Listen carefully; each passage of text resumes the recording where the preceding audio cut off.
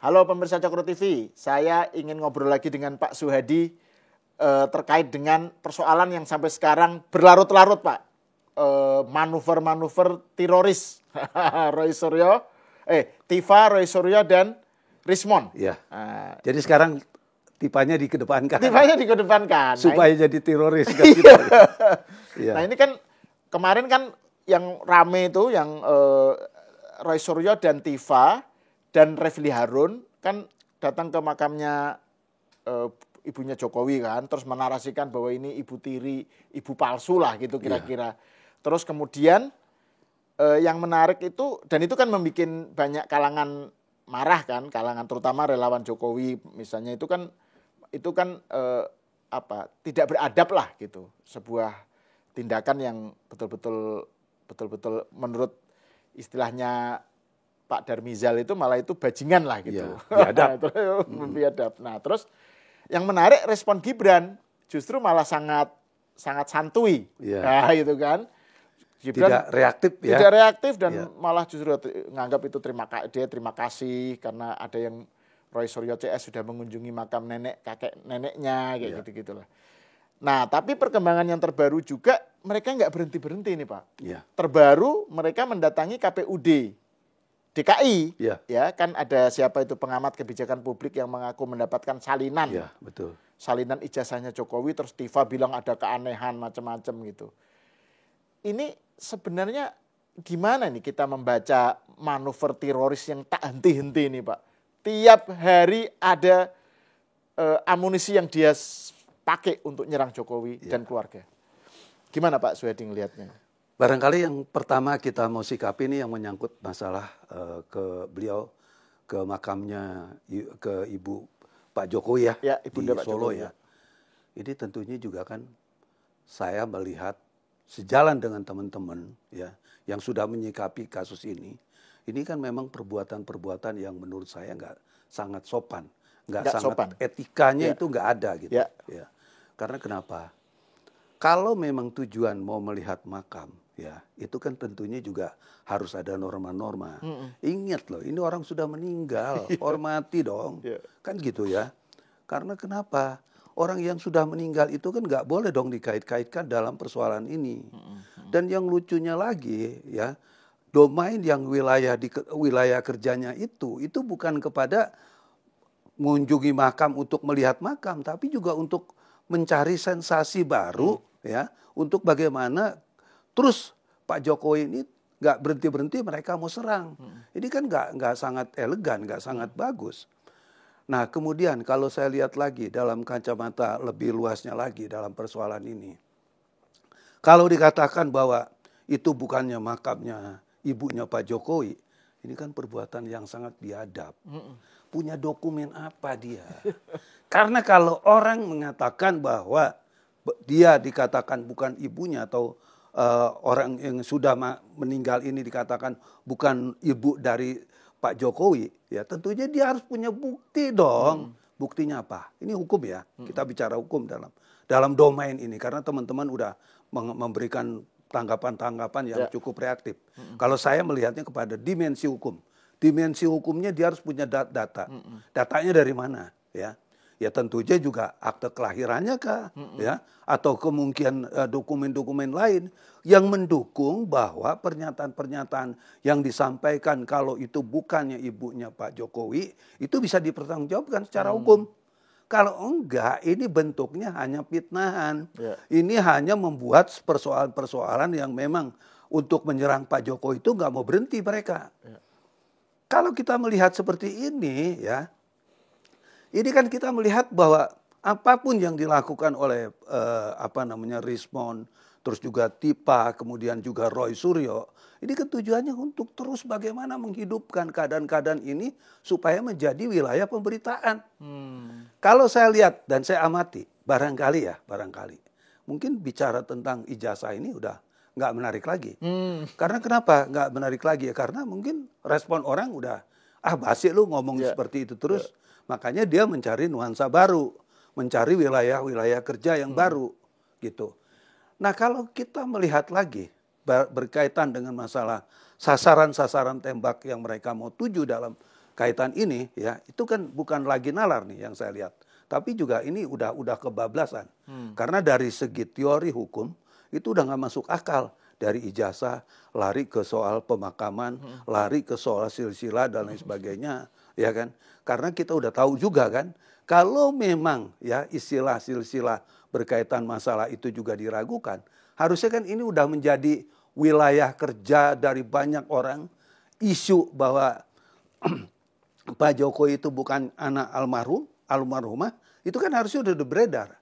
Ini kan enggak. Kemarin juga ada testimoni dari orang dekatnya almarhumah, ya kan, yang menyatakan bahwa benar anak dari Pak Jokowi adalah anak kandungnya dan lain sebagainya, ya. Dan di situ juga kan ada adiknya, ya, ada adik-adiknya Pak Jokowi. Ya kan? Ini perasaan orang seperti apa gitu. Jujur, secara logika berpikir nggak masuk akal. Ya, karena sekarang sudah betul-betul menyerang pada kepribadian kehidupan keluarga. Ini bukannya kepada Pak Jokowi aja nih, tapi juga keluarga. Keluarga itu siapa? Ya tentunya adik-adiknya Pak Jokowi. Keluarga besarnya Pak Jokowi. Ya dan kan? juga Gibran. Ya Gibran juga. Ini neneknya kan. Benar. Ya, jadi aduh. Saya lihat tujuannya apa sih, ya? Kok sampai sekejam dan sekeji ini yang dilakukan, gitu. Ya harusnya kalau memang domain wilayah kerja yang memang mau sasar itu adalah ijazah, fokus aja ke sana. Jangan lagi menyasar kepada hal-hal yang lain. Nah ini ya juga kan? Amunisi yang dipakai Pak, kan narasi ijazah kan kelihatannya udah basi lah ya, tumpul, udah basi gitu kan. Terus dia pakai makam soal Bu Sujatmi yang dikatakan bukan ibu kandung Pak Jokowi dan seterusnya menurut narasi mereka. Ini kan juga amunisi yang lama, amunisi serangan terhadap Jokowi yang sudah dari dulu kan. Jadi kan dulu Jokowi pernah dituduh PKI gitu kan. Anak PKI. Anak PKI, terus kemudian Bu Sujatmi itu bukan ibu kandung apa ini kan. Jadi kelihatannya Roy Suryo CS ini memang mengambil amunisi serangan terhadap Pak Jokowi yang lama dipakai lagi gitu loh. Jadi ini kayak terus apa arahnya kemana gitu. Nah yang menarik itu sebenarnya juga respon yang sangat cool ya dari Gibran gitu ya. Melihat soal ini dan seakan-akan kan kayak harapan mereka kan mungkin Gibran marah atau Gibran atau keluarga Pak Jokowi marah, emosional apa. Tapi kan ternyata ditanggapi dengan sangat santuy gitu. Nah, Pak Suyadi ngelihatnya gimana itu? Sesuatu yang bagaimana hal seperti ini dilihat? Kalau dari ukuran seorang Gibran menyatakan bahwa terima kasih dan lain sebagainya, kalau saya lihatnya dia konteks sebagai pemimpin negara, sebagai wakil presiden. Karena kan dia juga nggak boleh sembarangan, ya. Tapi kalau dari cerminan yang lebih besarnya lagi, ini menunjukkan bahwa Gibran ini seorang negarawan. Ya gak marah tuh. Biasa aja. Direspon dengan sangat positif. Padahal kita-kita ini yang ada di bawah, masyarakat umumnya, ini marah dengan tindakan mereka-mereka ini kan. Karena kenapa kita katakan marah? Karena udah gak rasional, sudah gak masuk dalam ukuran bahwa tujuannya adalah menyerang ijazahnya Pak Jokowi, tapi juga sudah menyangkut masalah kepada kehidupan pribadi dan keluarga. Ini yang kita marah di dalam persoalan ini. Karena orang kalau dibeginikan terus juga tentunya juga kesabarannya juga akan menjadi habis, akan terkikis dong, gitu. Ya, tapi kita salut dengan Gibran. Kenapa dia tidak marah? Itu luar biasa menurut saya. Itu bisa diperkarakan nggak sih Pak secara hukum? Maksudnya gini, oke lah misalnya ini anggaplah ini delik aduan gitu misalnya ya. Artinya kalau kita nggak bisa ngapa-ngapain kalau keluarganya Pak Jokowi atau Pak Jokowi dan keluarga tidak menuntut gitu ya terkait dengan narasi yang dikemukakan oleh Tifa dan Roy Suryo tentang ibunya Pak Jokowi itu. Tapi kan karena mereka merasa bahwa mereka itu tidak mendapatkan respon secara hukum dari Pak Jokowi, mereka bisa seenaknya gitu. Nah ini, tapi kan ini membikin polusi terhadap diskurs publik, Pak. Ngapain? Jadi kan kita seakan-akan kayak mau nggak mau akhirnya ikut mempersoalkan apa yang di genderang mereka gitu loh. Yeah. Ini gimana cara menghentikannya ini, Pak? Kalau sebentar ya, kita mau bahas dulu. Ini ada ranah pidananya nggak? Kalau dilihat dari undang-undang IT, terus juga hukum pidana yang sekarang berlaku ya, KUHP yang berlaku ya, itu sebetulnya kan udah kena. Karena dibilang bahwa bukan ibu kandung dan sebagainya, itu kan nggak benar juga ya. Terus kemudian juga ini kan udah diramaikan di wilayah media. Berarti dia juga kena undang-undang IT. Dan itu bukan delik aduan, Pak ya? Iya, ini kan masuk delik aduan dong dalam hal ini. Karena kenapa? Kalau Pak Jokowi dan keluarga nggak melakukan pelaporan ya nggak bisa apa-apa. Dan kelihatannya setiap kali yang dilakukan oleh Roy Suryo dan kawan-kawan itu sudah dikonsultasikan oleh tim-tim hukumnya. Ini nanti larinya kemana? Bagaimana? Dampaknya apa? Itu kelihatannya ya. Yang saya lihat seperti itu. Karena dia sangat bisa menarasikan apa yang dia lakukan ini mungkin nanti nggak akan terjadi. Karena kan kita tahu Pak Jokowi berbeda dengan yang lain kan. Ya kalau yang lain atraktif. Begitu ada kejadian begini barangkali sudah dilaporkan gitu. Ya sebetulnya kan keluarga bisa melakukan ini kan. Terus kemudian juga kalau saya lihat lagi kemarin kan ada isu kalau itu memang terjadi pengerusakan barangkali semua orang bisa melaporkan. Karena itu udah menjadi delik formil kan. Karena kenapa? Sudah ada perbuatan yang dilakukan gitu. Ternyata yang kita tahu itu bukan dirusak. Tapi dibuat framing bahwa almarhumah ya ibunya Pak Jokowi itu adalah bukan orang tua kandung dan sebagainya. Nah ini kan sebetulnya juga biadab sekali pernyataan-pernyataan seperti ini. Karena konteks hukumnya tuh di mana dia mengatakan seperti itu. Tadi saya katakan tadi, dia harus punya alat bukti dulu untuk mengatakan itu. Nah terus begini orang yang disebut peneliti, kan menurut saya naif banget gitu kan. Ya. Nah yang ironis itu kan selain Roy Suryo dan Tifa, kan ada juga Refli Harun. Refli Harun maksudnya dia ikut-ikutan datang ke makam itu kan untuk juga bagian dari yang menyebarkan fitnah ini gitu. Iya betul. Ini kan maksudnya gimana melihat seperti itu gitu loh. Jadi dia kan selalu mengklaim dirinya sebagai host kanalnya dia gitu kan yang netral apa, tapi kan nyatanya dia berada dalam genderang untuk barisan yang memfitnah Pak Jokowi gitu. Berarti dia memang udah di dalam konteks ini. Iya, makanya. Dalam perkara ini kan? Dalam perkara ini. Iya. Jadi dia bagian sebetulnya. Bagian daripada orang yang selalu membuat rusuh. Nah, tentunya kalau kita lihat seperti ini, ya, perbuatan-perbuatan yang dilakukan oleh Refli Harun, dia mengatakan sebagai host, dia sebagai orang yang netral, ya, kalau dilihat dari kacamata yang sudah dilakukan, dia berangkat ke Solo bersama Tipa dan kawan-kawan, itu bukan lagi sebagai seorang host, tapi juga bagian daripada orang yang menyerang Pak Jokowi, orang yang menyerang keluarganya Pak Jokowi. Apakah pantas seperti itu, gitu kan? Ya. Dan kalau kita lihat, ini kan orang-orang yang selama ini merasa sakit hati dengan Pak Jokowi kala itu kan.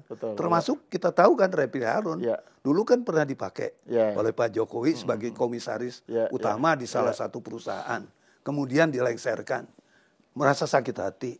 Kan ini menjadi lucu, menjadi sesuatu yang menurut saya nggak masuk akal. Ya, orang dapat jabatan dan tidak dapat jabatan, orang kemudian dikeluarkan dari jabatan, ya kemudian atau dipertahankan dari jabatan. Itu kan tentunya punya nilai tertentu, ada plus ada minusnya. Kan harusnya legowo dong.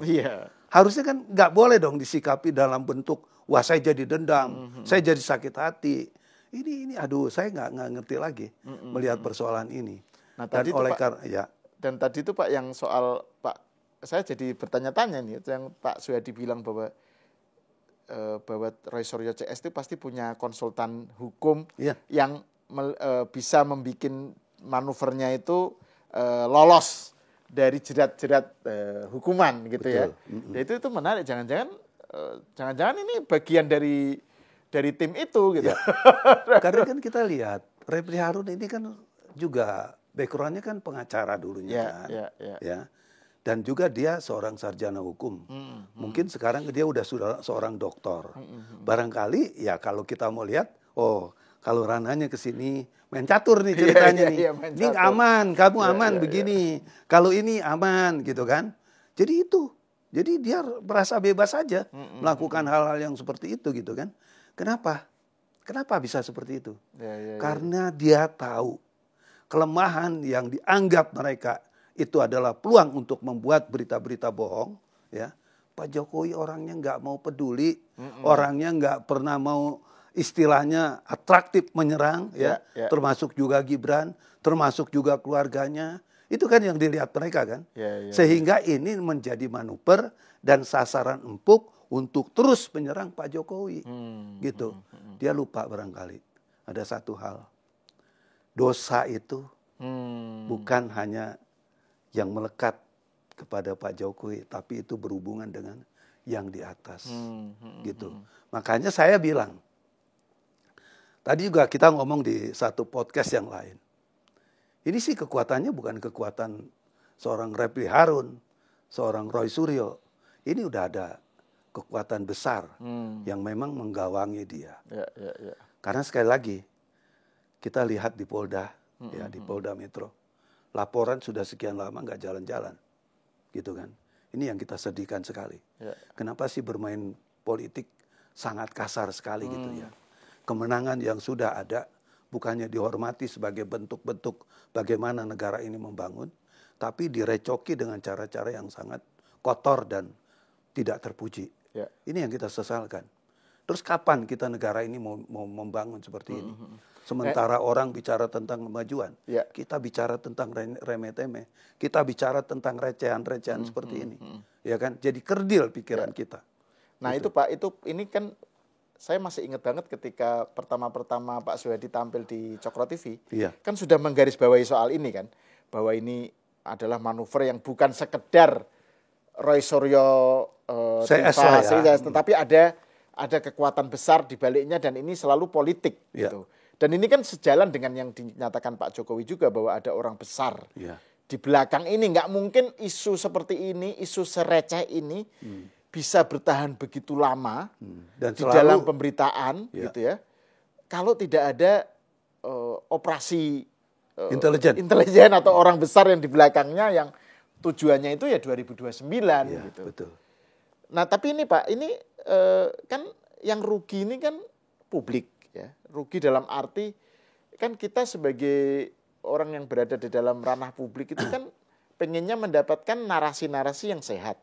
Tapi kan narasi seperti ini muncul terus, narasi-narasi tuduhan terhadap narasi tentang ijazah palsu Pak Jokowi, ijazah palsu Gibran, apa yang sebenarnya ya ini betul-betul sudah dimentahkan, tapi tetap aja jalan terus gitu.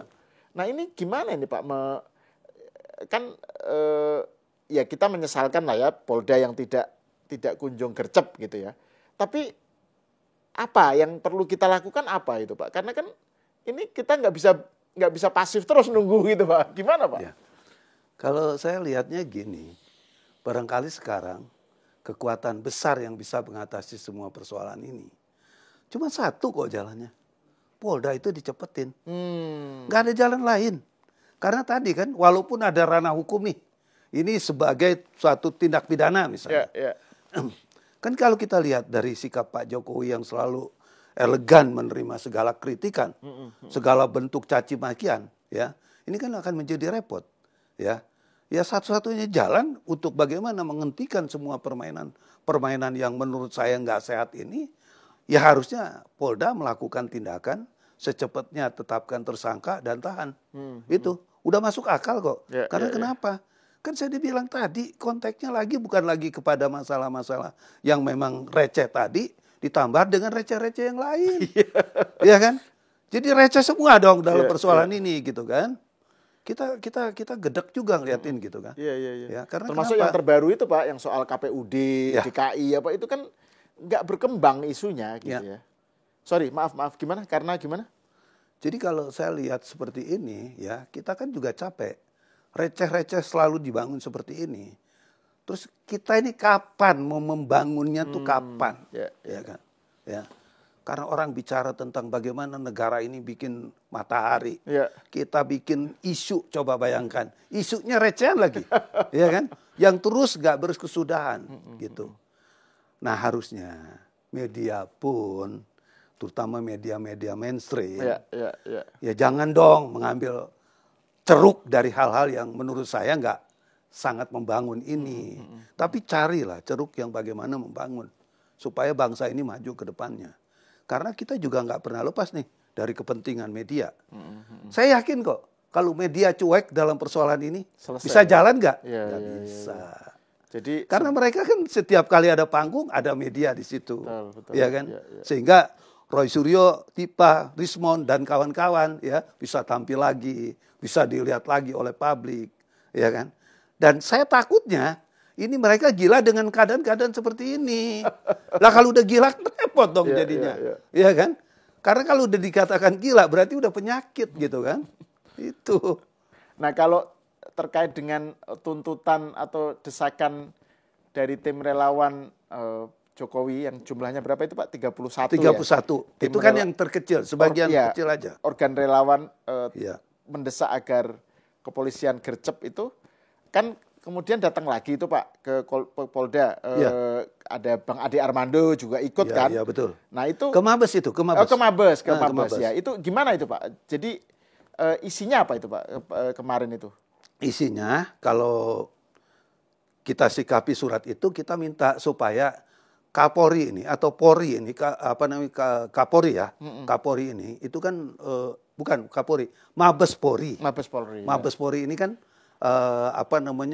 gerbang terbesarnya di tingkat penyidikan maupun dengan upaya-upaya yang lain ya. Sehingga dia bisa menekan Polda, bisa menekan penyidik, bisa menekan DIR untuk bagaimana ini mempercepat proses. Ya, itu bisa dilakukan melalui Irwasum, kemudian juga oleh Propam, juga Wasidik, Karwasidik, itu bisa melakukan hal-hal seperti itu.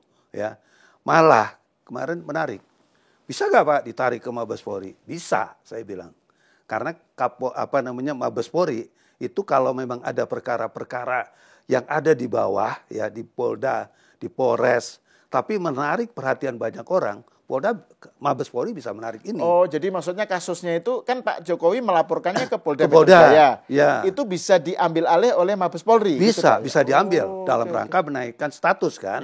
Karena mungkin Kapolda nggak punya kekuatan atau katakanlah penyidik di Polda ini nggak punya kekuatan dengan super powernya orang yang mengintervensi. Misal.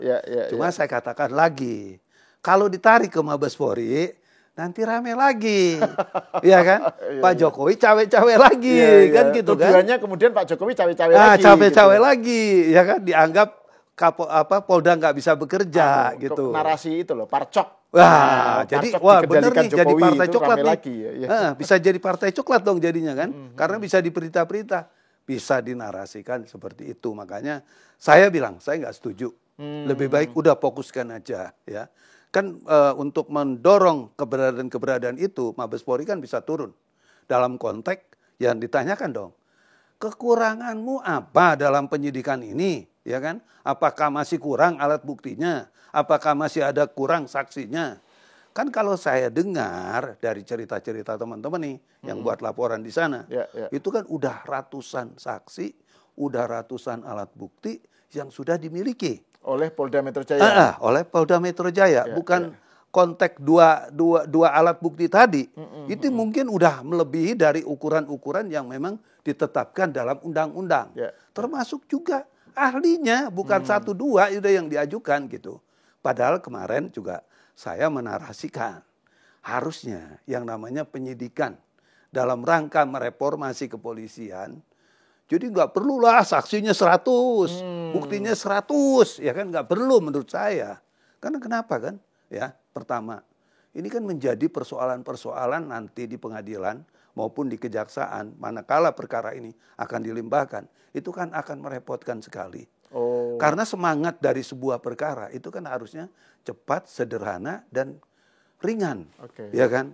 Dengan keadaan-keadaan yang lebih ringan, lebih disederhanakan. Itu kan konsepnya seperti itu gitu kan. Cuma ya sudah, kita tahu lah penyidik kan juga mau cari prestasi di dalam persoalan ini. Kita sikapin aja.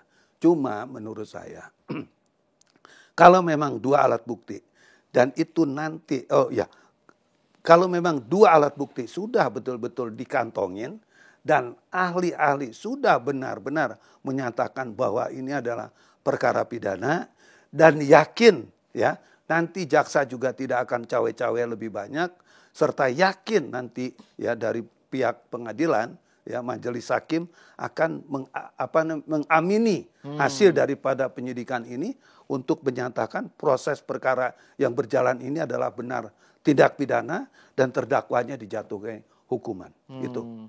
Itu Pak, itu ada aturan ini nggak sih Pak mengenai berapa lama penyidikan oleh penyidik gitu ya? Maksudnya ada nggak yang mengatur berapa lama harus selesai gitu misalnya dari penyidiknya, kemudian berapa lama harus nanti dilimpahkan ke kejaksaan, apa itu ada aturannya nggak Pak? Ya, jadi gini, kalau di tingkat penyelidikan dulu ya, penyelidikan ke penyidikan ya, sampai menetapkan tersangka itu nggak ada batas waktunya.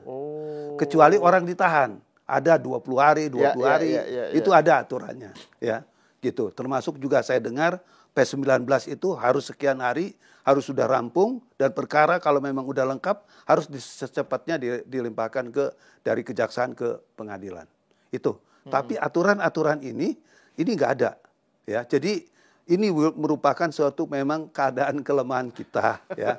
Mudah-mudahan nanti dalam KUHP yang baru ya kita melihat ada batas waktu dan tenggang waktu berkaitan dengan proses penyidikan. Itu. Soalnya kan dulu ketika dari penyelidikan ke penyidikan itu kan cepat Pak ya. Terus kemudian kan di dalam podcast kita sebelumnya itu kan ada kesan Polda itu mau gercep. Iya. Ya kan? Makanya waktu itu kesannya seperti itu kita lihat. Iya kan? Kesannya begitu sehingga kita waktu itu analisisnya kan wah ini sebentar lagi tersangka nih si Roy Suryo CS dan bahkan bukan hanya tersangka langsung ditahan gitu. Betul. Tapi kenyataannya kan mungkin karena situasi politiknya atau bagaimana gitu ya. Ada orang besar yang menjadi pertimbangan Polda atau bagaimana. Ternyata sampai sekarang nggak kelar-kelar gitu Pak ya. Benar.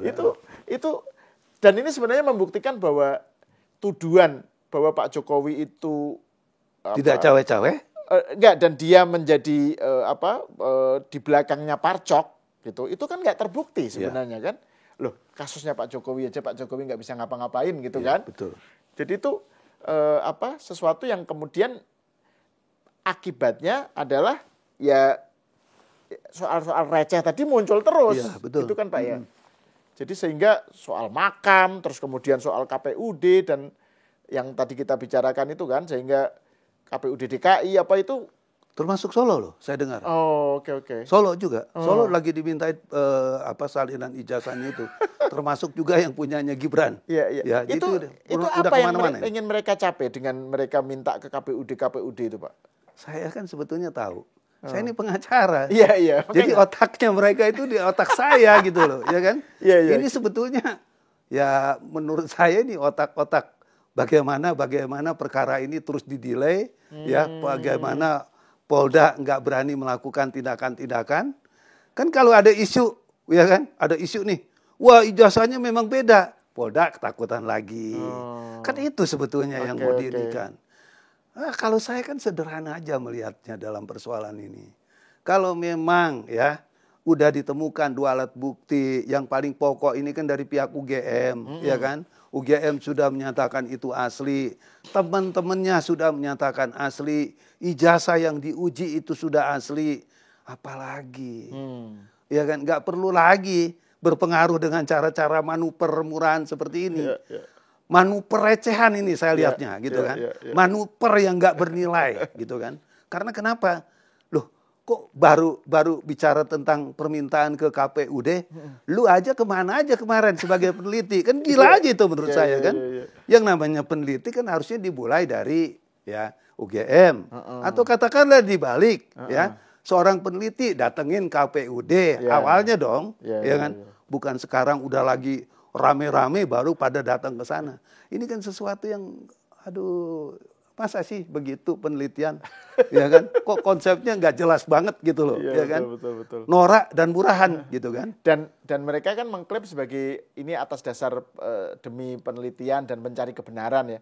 Tapi ketika kebenarannya itu disodorkan ke mereka, misalnya kasus ijazahnya Gibran, Itu kan lembaga Singapura itu sudah ngasih pernyataan bahwa itu asli gitu kan. Australia juga sudah loh. Iya, tapi kan kemudian mereka kan tetap nggak percaya. Nggak percaya gitu. Jadi memang yang mereka cari itu sebenarnya bukan kebenaran, tapi tujuannya nyerang gitu Pak ya. Nyerang Jokowi dan keluarga gitu. Betul. Jadi memang kalau dilihat begitu sebenarnya respon Gibran terkait dengan soal makam itu udah justru membuat mereka malah kelimpungan gitu kan. Ternyata Gibran biasa-biasa aja gitu. Iya, betul. Nah kemarin gini, saya mesti sikapi nih. Mungkin orang nanti akan tertarik nih. Wah, dia datengin makam segala macam. Maunya respon masyarakat itu mendukung apa yang dilakukan oleh kelompok-kelompok ini, ya kan?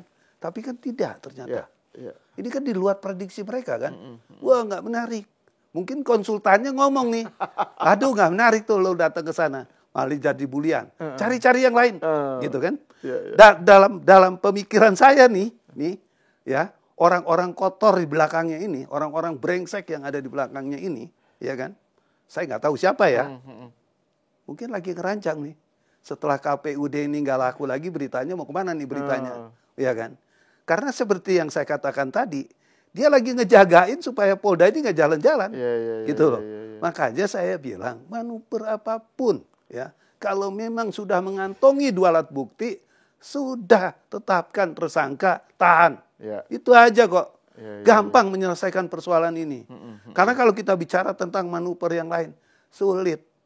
Karena kenapa? Ya Pak Jokowi orang yang sangat santun, orang yang sangat bijak dalam melihatin persoalan ini, ya nggak akan pernah ada upaya-upaya hukum lagi, gitu kan? Kecuali yang sudah dilaporkan sekarang. Itu. Oke, terima kasih Pak Suyadi atas obrolannya. Ini kita sudah berapa kali nih bicara soal Roy Suryo ini Pak. Sebenarnya sih kita pengen tema yang lain gitu. Cuma kan ini kan narasi sesat mereka kan harus direspon. Betul. Kalau enggak kan repot dong. Harus di-counter Pak. Betul. Ya. Kalau enggak kan kemudian mereka bisa seenaknya menebar fitnah gitu. Harus ada kontra fitnah gitu. Ya, makanya tadi juga kan saya mengedukasi ya. Penyidik kalau memang 2 alat bukti itu sudah dikantongi ya sudah. Jangan nengok kiri karena lagi ya kan. Karena Dewi Keadilan juga matanya ditutup kok pada waktu dia mengadili dengan mengangkat pedang ya kan. Ya kita kan menganggap mereka itu kan dewa-dewa keadilan kan. Ya kan ngapain lihat kiri kanan, nengok kanan, nengok kiri. Ya kan kalau memang ada yang ngalangin, seumumkan aja. Ini saya diintervensi nih oleh anggota ini, saya diintervensi nih sama jenderal ini, saya diintervensi nih sama ketua politik, ketua partai politik. Sederhana. Dan kalau itu dilakukan, Polri akan dapat bintang, terutama dari saya. Oke, terima kasih Pak Suyadi atas obrolannya dan pemirsa sampai di sini dulu. Kita berjumpa lagi di episode selanjutnya. Makasih.